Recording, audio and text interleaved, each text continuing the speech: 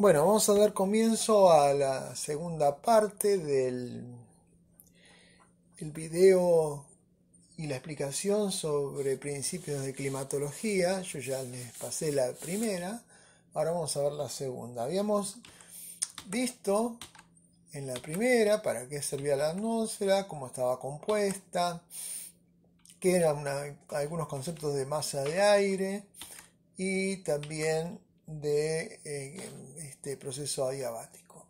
Bueno, entonces, ahora seguimos y vamos a explicar cómo circula el aire alrededor de nuestro planeta.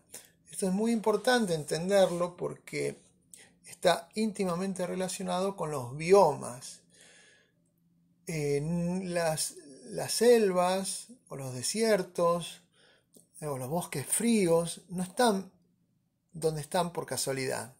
Tienen una relación directa con las células de circulación de nuestro planeta, que son el ABC para entender el funcionamiento del clima en el globo. Ustedes van a ver una diapositiva que yo les dejo aquí. Cuando vean el video van a ver la diapositiva donde se presenta un cuadro que habla sobre qué hace una masa de aire cuando se eleva. Es a modo de repaso, ¿no? El cuadro dice la presión aumenta o disminuye y entonces cuando la masa de aire se eleva, la presión disminuye. Y por lo tanto, al disminuir, la temperatura va a disminuir, va a bajar. O sea, ¿por qué va a bajar? Esto ya es repito, es un repaso que estamos haciendo, ¿no? Cuando una masa de aire se eleva, como la presión disminuye, las moléculas de aire, el aire se expande, las moléculas quedan más separadas y por lo tanto esa masa de aire se enfría. Entonces las moléculas de aire se separan y por lo tanto, al hacer más frío, el vapor de agua, que es un gas, se convierte en gotitas. Y hablamos de ese pasaje del gas a líquido, se llama condensación. Por eso hablamos que en una masa de aire que se eleva, el vapor de agua siempre se va a condensar. Condensar significa transformarse de gas a líquido, o sea, en gotitas de agua. Cada vez que nosotros miramos hacia el cielo y vemos alguna nube, lo que estamos viendo es un poco este proceso. El aire que se elevó y convirtió el vapor de agua que tenía en gotitas microscópicas, pero gotitas al fin, que son tan livianitas que quedan en suspensión, entonces no caen.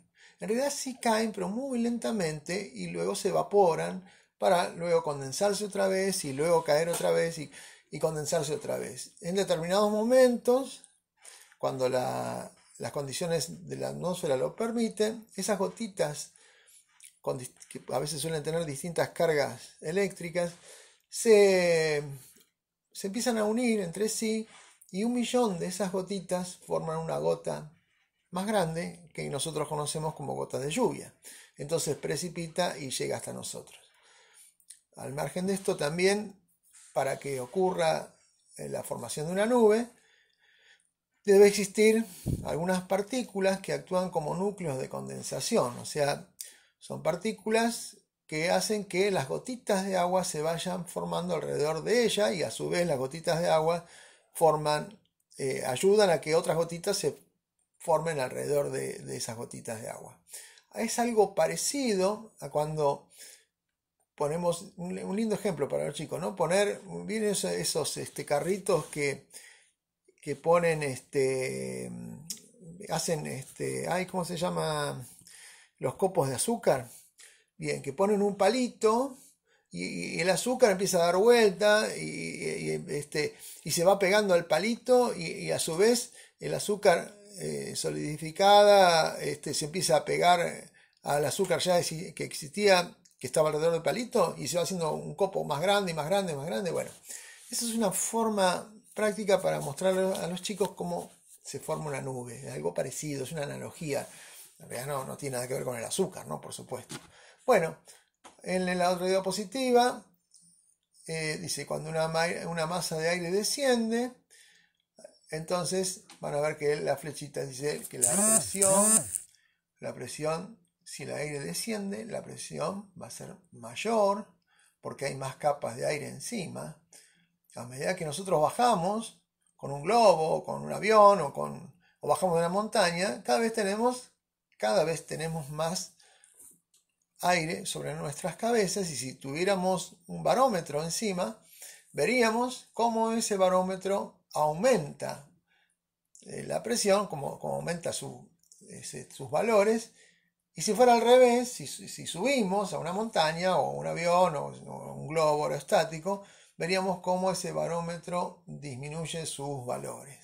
O sea, entonces la presión es más alta. Al ser más alta, la masa de aire se comprime y la temperatura va a aumentar. Como ya les había dicho, a mayor compresión hay mayor temperatura, y a mayor expansión, menor temperatura. Entonces las moléculas de aire van a estar más juntitas y por lo tanto la temperatura va a aumentar. Y como la temperatura aumenta, el vapor de agua no se puede convertir en líquido, no puede producirse la condensación.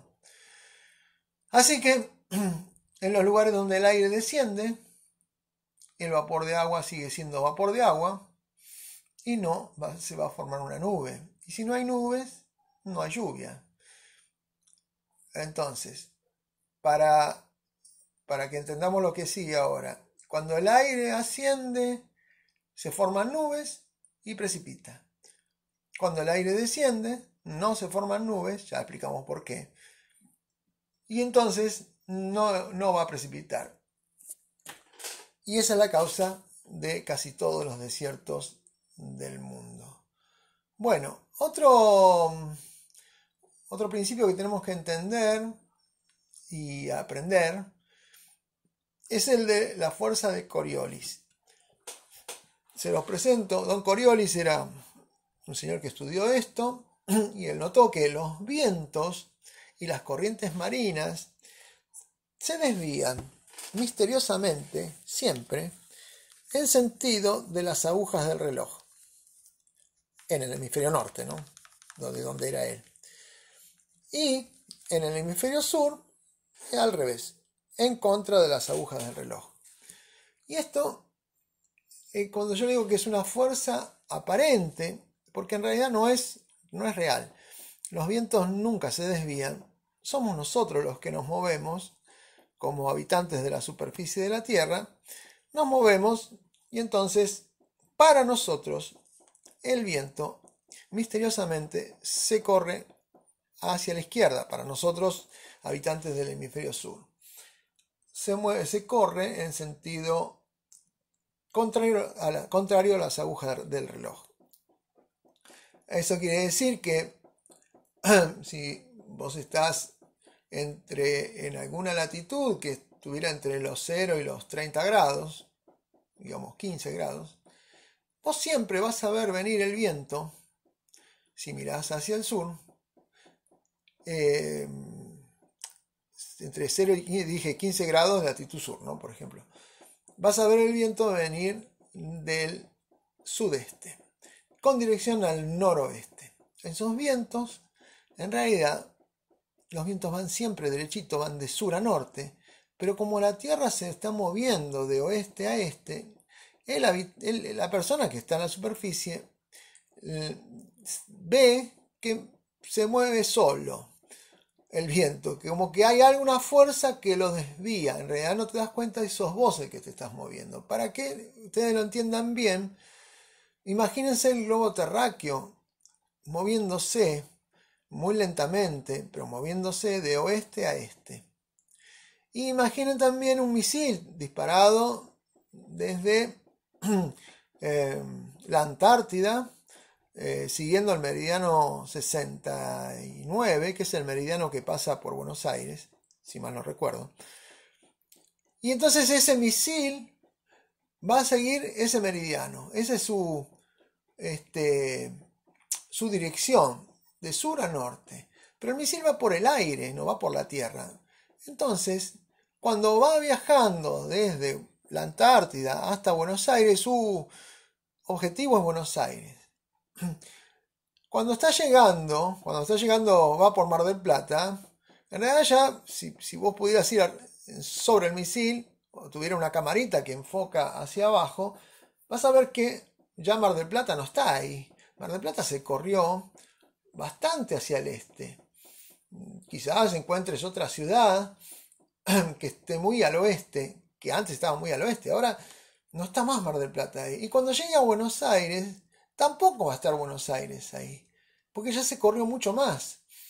Entonces, el impacto va a ser quizá en alguna ciudad que esté entre Buenos Aires y Córdoba, según la velocidad que tenga ese misil, y se va a desviar más al oeste o menos hacia el oeste. Entonces, para vos, el misil siempre fue derecho, pero para vos, habitante de Buenos Aires, si seguiste la trayectoria del misil, vas a ver que salió desde la Antártida y se fue corriendo hasta hacia el oeste y explotó y cayó, qué sé yo, en Córdoba. Bueno, esa es la fuerza de Coriolis. Coriolis es muy conocido porque hay un capítulo de Los Simpson que se los voy a colgar en el grupo, o ustedes búsquenlo en YouTube, que se llama Bart contra Australia, creo que se llama. Les digo, lo vi, pero a mí Los Simpsons no me gustan, no me hacen reír, me parecen con un humor bastante muy norteamericano, no lo entiendo. Pero bueno, ese capítulo dentro de todo estuvo divertido. ¿Y qué hace Bart? Tira la cadena, tira el botón del baño y ve que gira para un lado. Y entonces había leído que en el hemisferio sur el agua va para el otro, entonces se toma la molestia de llamar a un niño australiano y le pregunta hacia dónde gira el agua de su retrete, y el chico le dice hacia el otro lado, le dice hacia dónde gira. Bueno, y ahí comienza toda la historia de ese capítulo. Pero le cobra la cuenta a él, al nene. Bueno, en realidad ese es un mito. O sea, sirve ese video como para disparador, para trabajar con los chicos, pero no es cierto, no ocurre eso, no es cierto que ocurra eso en un inodoro. La fuerza de Coriolis se manifiesta en masas de aire, en grandes volúmenes de aire o de agua también. Las corrientes marinas también tienen una desviación similar a la de los vientos. Miren, busquen corrientes marinas, el mapa de corrientes marinas, y van a ver que tiene cierta desviación cuando van de sur a norte o de norte a sur. Entonces, hay también circula también un video de un señor que cuando vos estás en el Ecuador, en la línea ecuatorial, en Quito precisamente, te hace toda una parodia, te tira agua en una palangana con una piletita que tienen ahí con agua, y le saca el taponcito y el agua gira para un lado, y después se corre de la otra línea ecuatorial y el agua gira para el otro, y si lo hace en el Ecuador, en la línea justo ecuatorial, el agua no gira para ningún lado. Bueno, esto también, todo trucho es eso. Le sacan plata a los turistas, le hacen la experiencia y le cuentan que eso es la fuerza desviadora de Coriolis, pero no funciona ahí. Lo que pasa es que es vivo y tira el agua de una manera para que gire para un lado, y del otro lado tira el agua con un balde en la piletita esa para que gire del otro. Así que eso es la habilidad del muchacho que se gana unos pesos con eso. Bueno, pero sí, el efecto de Coriolis existe y funciona, pero repito, en grandes volúmenes de aire o de agua. Bien, Avanzamos un poquito acá en la diapositiva que habla sobre la circulación general de la atmósfera. Yo después le voy a pasar el audio y le voy a pasar el PowerPoint en este para que ustedes lo vean mientras van escuchando el audio, que es mucho más fácil así, porque si no tengo que hacer un lío bárbaro para coordinarlos y es más fácil que le paso el audio y después ustedes miran el audio con el video. Bueno, la circulación general de la atmósfera es lo que yo le estaba hablando, por eso les expliqué lo del aire cuando asciende y el aire cuando desciende, que eso ocurre en la zona cordillerana. Ahí es muy fácil verlo, que el aire cuando viene del lado de Chile, por ejemplo, el aire asciende, se expande, se enfría, produce gotitas de agua. Esas gotitas de agua o cristales de hielo, según la temperatura, forman nubes, las nubes hacen que precipite, y del otro lado pasa con algo de humedad, bastante menos, porque la dejó en la cumbre, pasa del otro lado y se empieza a calentar por compresión de la masa de aire, se calienta, se comprime, porque tiene más presión, no puede condensar el vapor de agua, y por lo tanto del otro lado de la montaña, a sotavento, se forma una zona árida. He visto por ahí que los algunos libros, no sé si lo he visto en algunos libros o en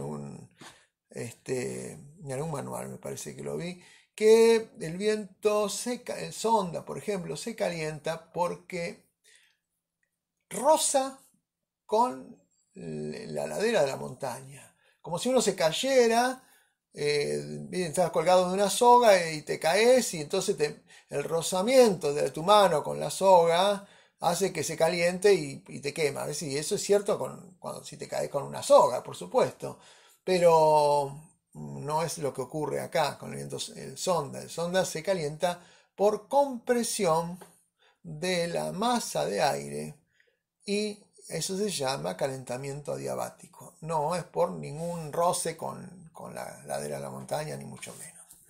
Bueno, vamos a ver la circulación general del aire. Nuestro planeta, si no rotara, si estuviera quieto, el aire iría desde el Ecuador hasta los polos, hasta el polo sur, y desde el Ecuador hasta el polo norte. Pero como nuestro planeta rota a la velocidad que rota, lo hacen en 24 horas, da toda una vueltita, esa velocidad es algo así como 1700 kilómetros por hora en el Ecuador y 0 en los polos. Pero en definitiva, como rota, el aire asciende en el Ecuador y desciende a los 30 grados aproximadamente, a los 30 grados de latitud. Les cuento, le hago un paréntesis acá.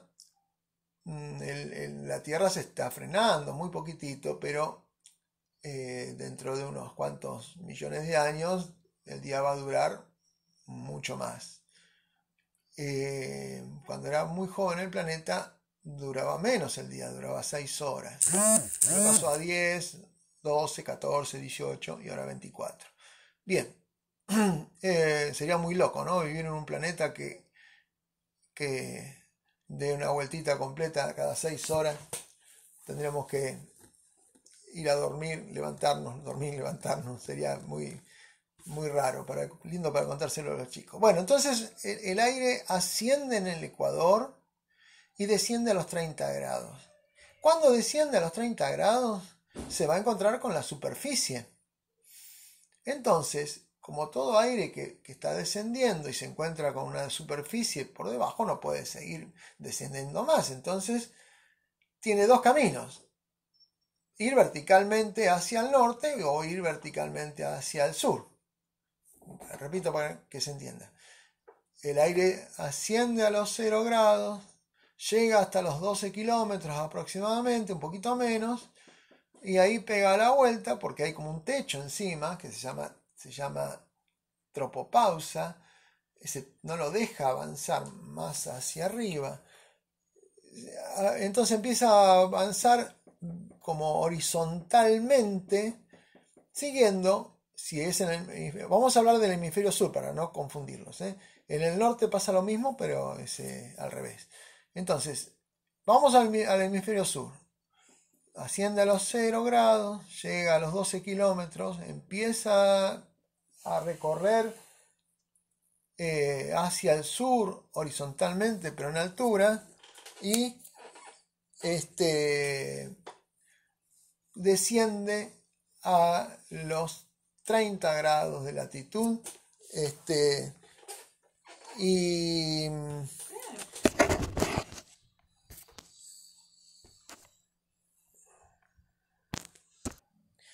bueno, les decía que entonces el aire asciende en el ecuador, llega hasta los 12 kilómetros, avanza horizontalmente en altura y vuelve y desciende a los 30 grados de latitud aproximadamente. Esto lo hace en el hemisferio sur y lo mismo en el hemisferio norte. Entonces, ahora recuerden lo que yo les dije de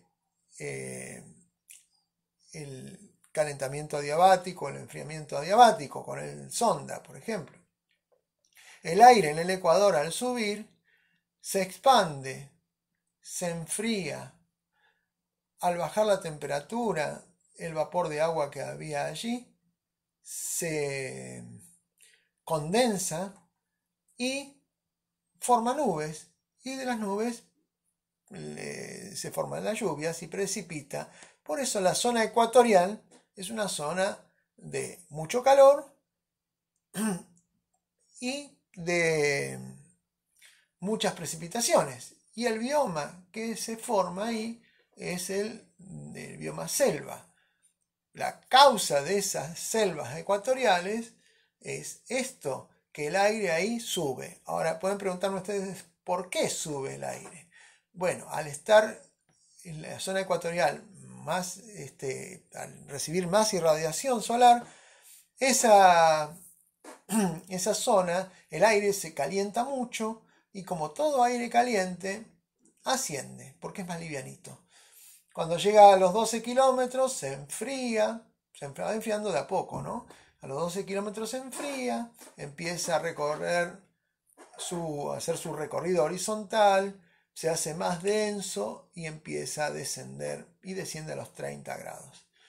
Bueno, cuando llega cuando llega a la superficie les dije que toma el camino nuevamente horizontalmente, pero ahora por la superficie, hacia el ecuador, para llegar al ecuador y otra vez calentarse y volver a subir y volver a hacer ese ciclo constantemente, los 365 días del año. Ese viento que va desde el sudeste al noroeste, desde los 30 grados a los 0 grados, como es permanente, recibe un nombre, que es el viento alisio. Ustedes lo deben conocer. Los vientos alisios, entonces, son vientos permanentes que van desde el sudeste hacia el noroeste, en el hemisferio sur, estamos hablando, ¿eh? Desde la zona donde el aire desciende, que son los 30 grados de latitud, hacia la zona ecuatorial, que son los 0 grados de latitud, y tiene, gracias a Coriolis, o por culpa de Coriolis, una desviación hacia la izquierda, o hacia, en el sentido contrario a las agujas del reloj. Por eso entonces los alisios son vientos permanentes que van desde el sudeste al noroeste, siempre. Le decimos permanentes porque soplan los 365 días del año. Hay veces que soplan más fuerte, otras veces menos, pero son permanentes. Y son permanentes también porque esto es una rueda, como la rueda de la vuelta al mundo, ¿sí? Nosotros Es como si ustedes miraran la vuelta al mundo en el parque de diversiones y no pudieran levantar la cabeza, ¿no? Entonces ustedes no levantan la cabeza y no ven lo que pasa más arriba. Ustedes pueden mirar hacia el frente nada más. Entonces no saben que es una rueda de una vuelta al mundo. Entonces, ¿qué verían? Y ven a un pibe que pasa por al lado de ustedes y de golpe desaparece. Claro, se va para arriba, ¿no? Como la vuelta al mundo. Ustedes no lo pueden seguir. Desaparece y después lo ven venir por su espalda, ¿no? Lo ven venir por el otro lado. Otra vez el mismo pibe y otra vez después desaparece y de golpe lo ven venir como que baja, lo ven bajar a penitas y lo ven subir otra vez. Bien, así funciona. Nosotros no vemos el aire, no seguimos su recorrido. Nosotros somos habitantes del mundo horizontal y el aire es invisible, entonces no podemos seguirlo. Pero si lo pudiéramos seguir, si le pudiéramos poner alguna tintura, algún colorante, veríamos que en el ecuador sube, llega hasta los 12 kilómetros, recorre la superficie horizontalmente en altura y baja, literalmente baja a los 30 kilómetros. En esos lugares donde el aire está bajando, la presión para un habitante de la superficie de los 30 kilómetros, de los 30 grados de latitud, para ese habitante el aire misteriosamente le viene de arriba, como cuando ustedes ven al pibe en la vuelta al mundo que dice, uy, apareció por mi espalda. Bueno, para ese habitante de la superficie el aire que estaba bajando, él lo ve venir como de golpe, de la nada, dice, uy, está soplando viento de acá. Entonces, esos lugares donde el aire está descendiendo, como el aire desciende, genera una presión mayor en la superficie. Si tenés un barómetro, te va a marcar más presión porque el aire está empujando hacia abajo. Y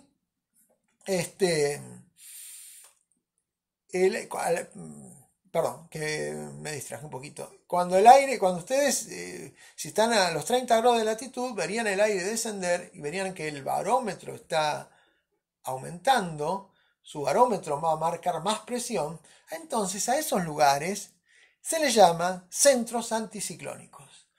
Entonces, en definitiva, ¿qué es un centro anticiclónico? Es un lugar donde el aire está descendiendo. Al descender, la presión es mayor en ese lugar. Y como el aire desciende y se encuentra con la superficie, tiene que ir para todos lados. Pongan un ventilador ustedes, pongan papelitos en un banco y un ventilador arriba. Y cuando prendan el ventilador van a ver que los papelitos se desparraman hacia todos lados. Bien, esto es lo mismo. El aire, cuando llega a la superficie, como está viniendo desde arriba, no puede seguir bajando. Entonces se desparrama hacia todos lados.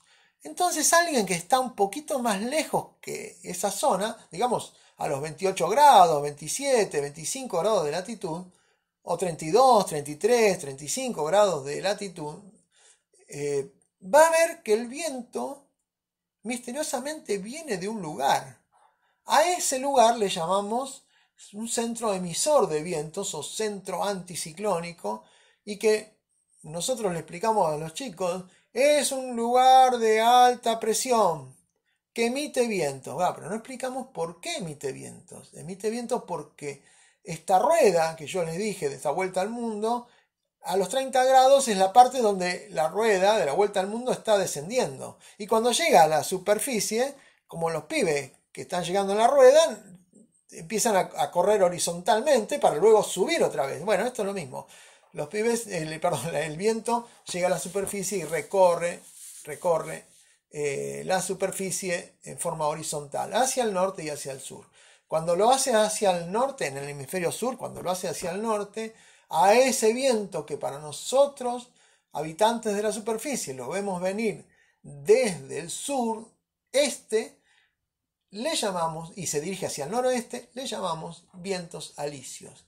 Y viene de una zona de alta presión o centros anticiclónicos. En definitiva, entonces, un centro anticiclónico es un lugar donde el viento desciende. Y hay alta presión. ¿Y por qué hay alta presión? Porque el viento desciende. Bueno, A esa rueda que yo les conté recién tiene un nombre. Se llama célula de Hadley. Se llama célula porque está continuamente moviéndose, dando vuelta como una vuelta al mundo. Eso se llama célula de Hadley. Y en nuestro planeta hay 3 células. Esta que le conté, que se llama célula de Hadley, que va desde los 0 a los 30 grados. Luego hay otra célula similar a esta que va desde los 30 a los 60 y se llama célula de Ferrel. Y la última es la célula polar que va desde los 60 grados a los 90. Bien, para que recuerden esto, que les sirva de ayuda a memoria, que en realidad no tiene que ser de memoria, pero bueno, el aire sube a los 0 grados, desciende a los 30 y vuelve hacia el ecuador. Eso se llama célula Hadley. En la otra célula, el aire va desde los 30 grados hasta los 60 y a los 60 grados de latitud sube. Ustedes recuerdan que yo les dije que cuando el aire sube se forman nubes y hay lluvias. Bueno, recuerden, a los 60 grados el aire sube. Al subir forma nubes y lluvias. Y pega la vueltita y baja a los 30. Esa célula se llama célula Ferrel. Y el viento que... Bueno, no le digo del viento porque me le voy a hacer lío, sino dejamos ahí. Esa es la célula Ferrel. Y por último, el aire también desciende a los 90 grados y pega la vueltita hacia el norte para ascender a los 60. Entonces, ¿dónde tenemos aire que asciende? Y por lo tanto lluvias a los 0 grados y a los 60 grados de latitud. ¿Y dónde tenemos el aire que desciende y por lo tanto no va a producir lluvias, van a ser zonas muy áridas? A los 30 grados y a los 90. A los 90 grados, entonces podemos decir muy bien que las zonas de los 30 grados alrededor del planeta, casi todas, especialmente en el mar, casi todas son áridas, son secas, son desiertas. Y a los 90 grados lo mismo. En cambio, a los 0 grados son en todo el globo, ¿no es cierto? En el paralelo 0 vas a encontrar, cuando digo paralelo 0 no es exactamente el paralelo 0, sino es entre 0 y 5 grados, 0 y 7, norte y sur. Vas a encontrar zonas de mucha lluvia. Y lo mismo a los 60. Funciona más o menos igual. La diferencia es que a los 60 grados de latitud tengo una zona muy fría. Estamos a una latitud muy alta, entonces muy fría. Entonces las lluvias, si bien llueve mucho, no va a producir, acá nos falta la temperatura para formar selvas, entonces voy a formar bosques fríos, pero con mucha vegetación. Si ustedes miran un planiferio, en el planiferio, acá lo tienen, les muestro que los desiertos, el de Atacama, el de Namibia, el de Kalahari, el desierto de Australia, son desiertos que se forman porque el aire está descendiendo. Y en los 30 norte lo mismo, el desierto de Arizona, el Sahara, el de Arabia, el de Cam, son desiertos que se forman porque el aire está descendiendo. Y a los 0 grados de latitud tengo la selva amazónica, la selva del Congo, la del sudeste asiático, la de Guinea. Miren el mapa, ¿no? Ahí tengo entonces zonas de selva. El aire está ascendiendo. Y me voy a los 60 grados de latitud y voy a tener en el sur, no tengo tierras emergidas, muy poquitas, entonces no tiene sentido hablar de eso, pero sí en el norte voy a tener los bosques de Alaska, los bosques de Canadá, los exuberantes bosques de Noruega, los de Siberia.